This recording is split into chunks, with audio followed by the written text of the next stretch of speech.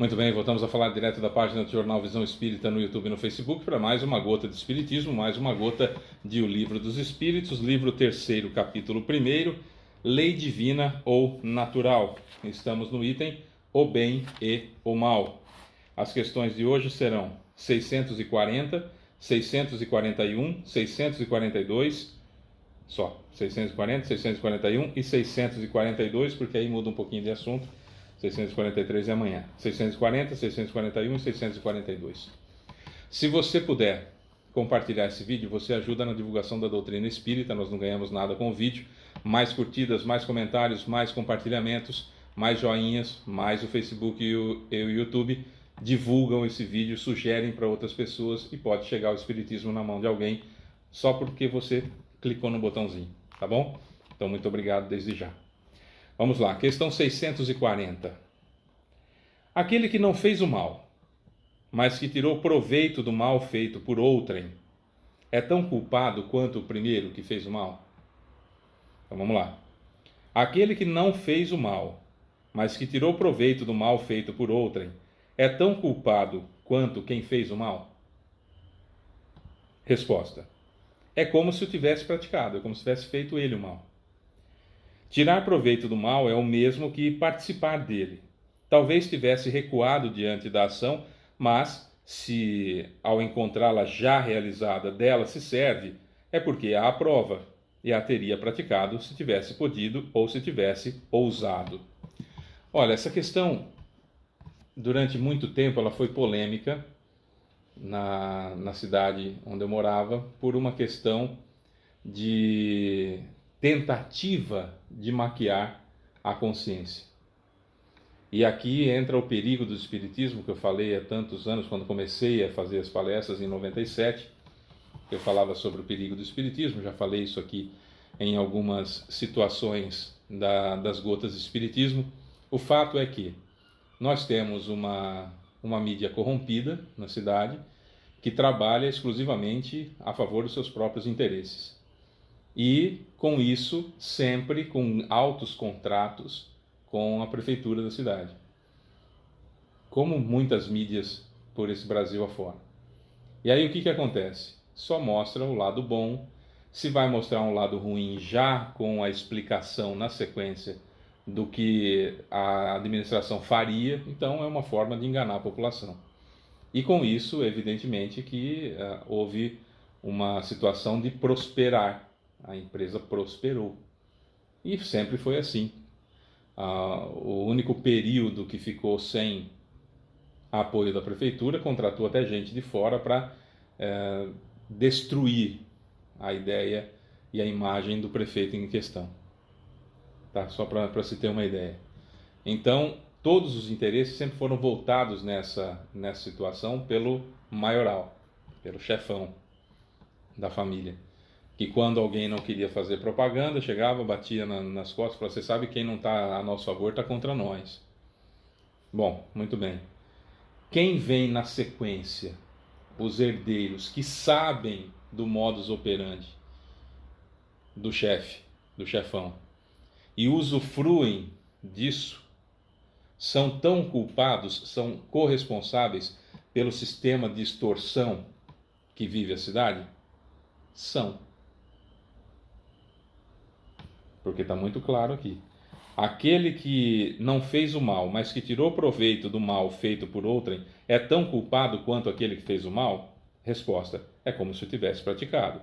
Tirar proveito do mal é o mesmo que participar dele. Talvez tivesse recuado diante da ação, mas se ao encontrá-la já realizada dela se serve, é porque a aprova e a teria praticado se tivesse podido ou se tivesse ousado. Acontece que, por ser influente essa família, em alguns centros espíritas, passava-se a mão na cabeça. Não é bem assim. O importante é que está fazendo, levando para a comunidade isso, levando para a comunidade aquilo. Aquelas historinhas, né? Ergue um aqui, derruba 30. Né? Faz extorsão na cidade, com isso o dinheiro que poderia ir para a saúde, poderia ir para qualquer outra coisa, vai para a mídia, aquela coisa toda. E com isso, falta ali, mas de vez em quando ajuda alguém, sabe? Essa Essas coisinhas, não, mas está ajudando, mas está fazendo. São colunas diferentes. O bem que eu faço nessa coluna e o mal que eu faço nessa coluna. O bem só anula o mal que eu fiz quando eu reparo o mal que eu fiz. Não é eu atiro em você e aí eu dou água para um cachorro, está tudo certo. Um cachorro de rua está tudo certo. Não. Eu dou um tiro em você, eu tenho que reparar esse mal que eu cometi. Erro, arrependimento, expiação, prova e reparação, conserto do mal que eu pratiquei. Então a caridade cobre uma multidão de pecados quando eu estou reparando o mal que eu fiz. Não é eu faço um mal aqui, faço bem aqui, está tudo certo. Não. Faço mal aqui, tenho que reparar esse bem. E fazer o bem, nós vamos ver nas questões seguintes, é obrigação. O bem é ação. Então temos que tomar muito cuidado. Ah, meu avô foi um grande bandido. E eu sei que ele foi um grande bandido, ele roubou, ele fez, ele aconteceu e tal. E hoje eu vivo da herança que ele deixou. Você está usufruindo do mal que ele causou. E aí? O que fazer com essa informação? Você está usufruindo do mal que ele causou. E aí?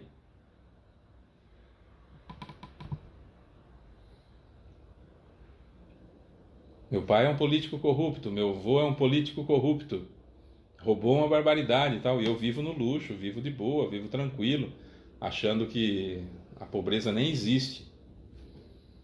Sou tão responsável quanto? Sou, se eu sei. Se eu sei, sou tão responsável quanto. Percebam que a doutrina espírita esclarece as responsabilidades e por que é que nós vamos entender que lá nos outros vídeos do começo, por exemplo, quando nós começamos o livro dos Espíritos, nos vídeos mais antigos, nós vamos ver a questão da responsabilização e de, principalmente quando a gente passar para um planeta de regeneração, nós descobrimos que tem, por exemplo, equívocos que nós cometemos e que nós sequer sabemos que é errado. Lembra-se que eu falo sempre da passagem do Evangelho segundo o Espiritismo, capítulo 17, Sede Perfeitos, que é: reconhece-se o verdadeiro espírita por sua transformação moral e pelos esforços que faz para domar as más inclinações. Reconhece-se o verdadeiro espírita por sua transformação moral. Descobriu que é errado, para de fazer. Lembra que eu falo isso há muito tempo? É esse o ponto. Tem um monte de equívocos que a gente comete, nós vamos ver, você que vem acompanhando os vídeos diariamente, já viu a gente falar isso aqui muitas vezes, Kardec, e depois nós reforçarmos nas explicações. Há muitos equívocos que a gente comete que a gente não faz ideia que é errado. Por exemplo, nossa noção de justiça, quando a gente fala da justiça divina, de furtar a esperança do outro, de furtar aquilo que o outro tem de mais precioso, que é o nome, com a maledicência. Que a gente acha que falar mal dos outros é até divertido, é gostoso, a gente dá risada, que a gente está com a vibração alta. Tá nada. Está destilando um veneno enorme contra outra pessoa e assassinando a moral do outro. É complicado, né? A gente tem que ser espírita. Reconhece o verdadeiro espírita por sua transformação moral. Descobriu que é errado, para de fazer. E pelos esforços que faz para domar as más inclinações. A luta diária para não continuar repetindo aquilo que faz há tantos séculos. Questão 641. O desejo do mal é tão repreensível quanto o próprio mal? Olha que extraordinária essa resposta. Isso depende. Há virtude em resistir voluntariamente ao mal que se sente tentado a praticar, sobretudo quando se tem a possibilidade de satisfazer esse desejo. Se o homem deixou de fazê-lo apenas por falta de ocasião, é culpado. Olha que interessante. Reconhece-se o verdadeiro espírita por sua transformação moral e pelos esforços que faz para domar as más inclinações. A luta diária, vem o desejo de fazer, não faz. Eu não vou fazer porque eu não quero, eu estou lutando contra uma inclinação ruim que eu tenho e não vou fazer. Isso é meritório ao extremo. Isso é ser cristão, é lutar contra as más inclinações e pelo próprio aperfeiçoamento.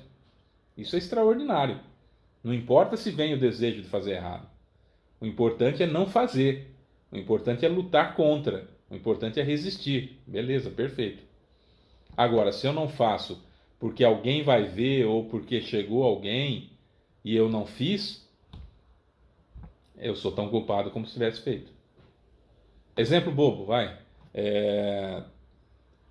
Eu entro numa loja e tá ali um celular que a pessoa do estabelecimento deixou ali. E eu peço para pegar alguma coisa, a pessoa vira de costas e vai lá para dentro e deixa o celular ali dando sopa em cima do balcão. Eu olho pro celular e falo, vou pegar o celular. Ele não vai nem perceber que eu peguei o celular. E aí eu dou uma olhadinha para cima assim e eu vejo que tem a câmera, que tem câmera de monitoramento e que a minha carona tá lá. Então eu não pego. É furto. Na sua consciência está assinalado furto. Você furtou o celular na sua consciência. Por quê? Você não praticou o mal pela falta de condições, mas você tinha o desejo de fazer. É diferente. Nossa, meu celular está tão ruinzinho, eu podia pegar esse celular. Para com isso, para de pensar isso, Fábio. Coisa horrorosa, não é seu. Oh, Dilma Dona, não quero fazer isso. Lutou contra a má inclinação. Perfeito. Percebeu a diferença? 642. Basta não praticar o mal para agradar a Deus e garantir sua posição no futuro?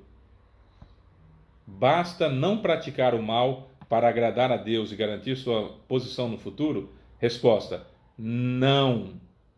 É preciso fazer o bem no limite de suas forças,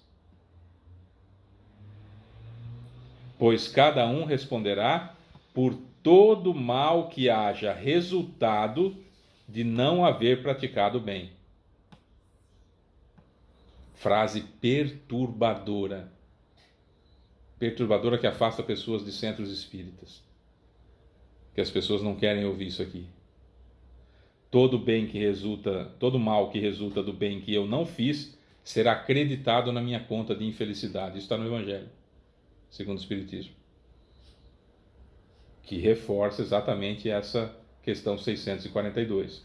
Basta não praticar o mal para agradar a Deus e garantir sua posição no futuro? Não.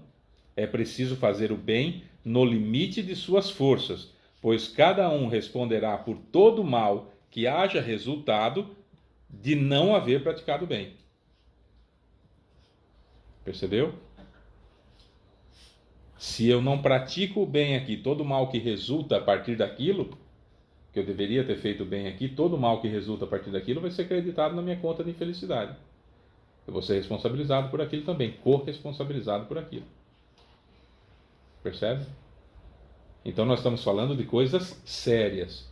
Nós estamos falando de viver a vida corretamente. Viver a vida não é encher a cara, beber todas, viver para o final de semana, viver para as férias, viver para ter um descanso e sofrer por ter que trabalhar, sofrer por ter que ficar com a família, sofrer por isso, sofrer por aquilo. Não é, a vida não é isso não. Viver a vida não é tirar foto em praia, não é tirar foto em local de férias para ostentar. Claro que nós temos necessidade disso, nós temos que lutar contra essa má inclinação e parar de fazer. Todo mal que resulta do bem que eu não fiz será acreditado na minha conta de infelicidade.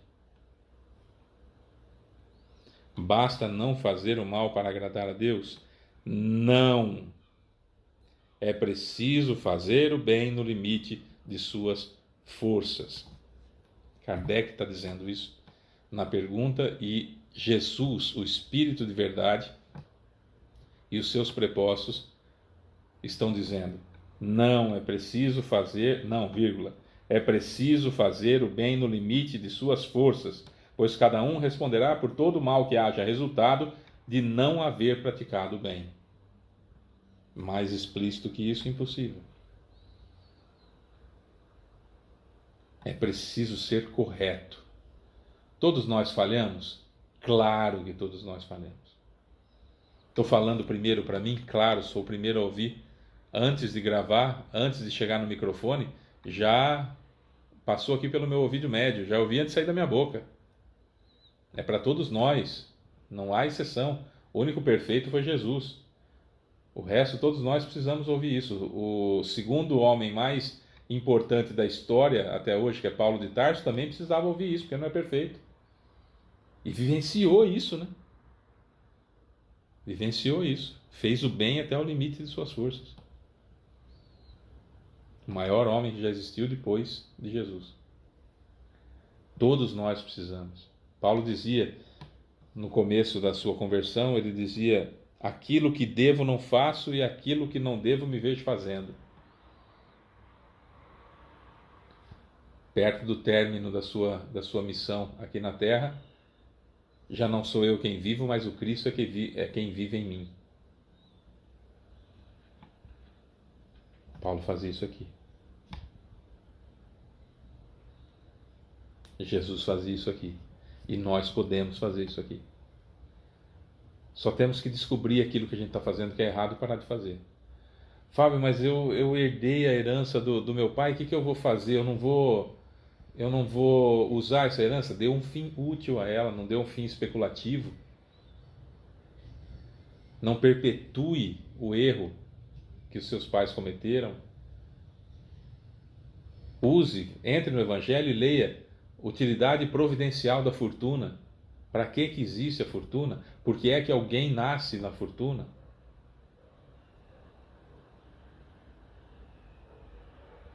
Não é? Meios de subsistência, para que serve? Girar a roda da economia, pagar salários dignos, para que as pessoas tenham dignidade e não sejam escravos modernos, escravizados modernos, que o que ganham é suficiente para ter um teto e comida, mais nada.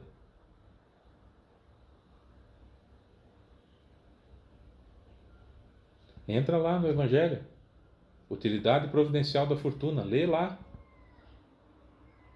Se você veio ao mundo através de pessoas ruins, corruptas, de pessoas que desviaram dinheiro, de pessoas, enfim, que ganharam dinheiro ilicitamente, descobriu que é errado, para de fazer, para de usufruir disso pura e simplesmente, faça isso ser útil para a humanidade. Não é distribuir para os outros, não. Não é pegar tudo que você tem e dar para os outros, não. Utilidade providencial da fortuna. Entra lá no Evangelho e lê. É isso aí que está tudo explicadinho. Não é pecado ser rico? Claro que não. Não é ruim. É ruim ser rico, porque é uma prova muito difícil, é uma provação difícil. A gente entende isso. Mas não é o fim do mundo, não. Dá para ser. Utilidade providencial da fortuna. Leia no Evangelho segundo o Espiritismo. Se você herdou uma grande quantidade de dinheiro, você vai herdar uma grande quantidade de dinheiro. Não é simplesmente deixar para trás. Vou deixar para meus irmãos e eles se viram e eu vou seguir a minha vida. Você é covarde? Você nasceu para ser covarde? Não, você nasceu para enfrentar os dilemas da sua vida. Utilidade providencial da fortuna. Estude e vá fazer o certo. E dê uma utilidade para aquele dinheiro que foi usurpado de alguém, retirado de alguém, furtado de alguém, desviado de alguém. O dinheiro é fruto de trabalho, tá? Fruto de trabalho, não explorou ninguém. Pagou salários dignos para que todo mundo tivesse condição de ter uma vida digna e não ser escravizados domésticos. Perdão, escravizados modernos. Não. Então, utilidade providencial da fortuna. E faça o certo. Talvez seus lucros vão diminuir. Fatalmente irão diminuir seus lucros. Porém, no entanto, contudo, todavia, você vai manter ainda a saúde financeira da sua empresa e dignidade para aqueles que estão com você e dando uma finalidade, uma utilidade para providencial da fortuna. Uma utilidade providencial da fortuna. Dá. Eu só preciso descobrir o que é errado e parar de fazer. Não é? É isso, eu sou Fábio Pereira, amanhã tem mais Gotas de Espiritismo. Beijo pra você que fica, tchau.